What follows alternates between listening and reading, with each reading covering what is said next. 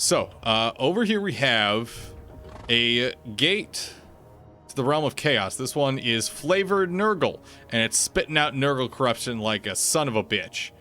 The first thing that I'm going to point out to you is these gates can be interacted with in march stance. So normally you can't engage a battle while in march stance.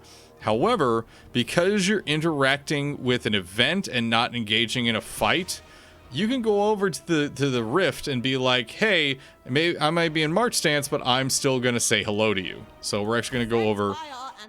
We're going to go over and deal with this one real fast. And it's going to pop up an interface. To trespass upon the Chaos Realms is to step into a nightmare. A nightmare. 4 domains ruled by their cruel masters. Nurgle, the master of plagues. Yep. Slaanesh, Yep. the lord of excess. Titch, the changer of ways. And Khorne, the blood god. We must visit each realm and steal a soul from a demon prince. For it is these souls, one from each of the great powers, merged together, that shall light the hidden path to the forge. Okay, so this is the actual, like, win mechanic for the unique campaign for Total Warhammer 3. This isn't going to be in the Mortal Empires map. That's going to be put into Total Warhammer 3 eventually. This is just for that specific mechanic. So it's kind of like the in Total Warhammer 2, where you had to get, certain amounts of resources and do stuff with the big magic swirly thing in the middle of Ulthuan.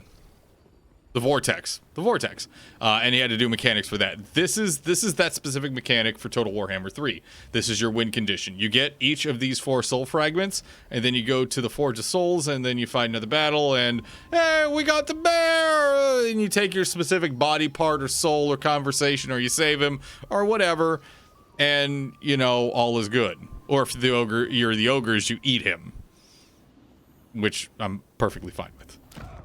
So normally, you would have the option to go to one of the 4 realms. That's for your leader only. So for this, I'd have to be using the Iron Dragon to do this. And I could enter one of the 4 domains, and you'd be set with a specific kind of challenge or challenges that are unique to each of the realms. For example, for the Blood Gods domain, it's just fighting a shitload of battles. For the Dark Prince's realm, you have to go through these 7 circles, and you have temptations thrown at you. I haven't done Plague Lord or Realm of Tzeentch yet, but that is your win condition. That's how you actually win the campaign. In this situation here, all I can do with this is close the rift, which A, stops corruption, chaos corruption from spreading into this province, and B, stops enemy forces specific to Nurgle from coming through and ransacking shit. You want to close portals once you're through on your main character. Once your main character is through and doing stuff in the Chaos Realm, use other armies to go around and close these rifts. Because that chaos corruption, even if you're chaos, 3 of the 4 kinds of chaos corruption are bad. So let's say if you're Tzeentch, you don't want Nurgle chaos corruption going around. If you're Khorne, you really, really don't want Slaanesh corruption going around. That's how corruption works in this game. So we're gonna go to close the rift, and we can select close the rift, and then it provides us with a tiny little battle. Generally speaking, they're not going to be intense. It's a tiny force, especially if you get to them early on, and you can just easily, flick them over. And they're just local battles, and it's no big deal. It's a good source of XP, good source of money,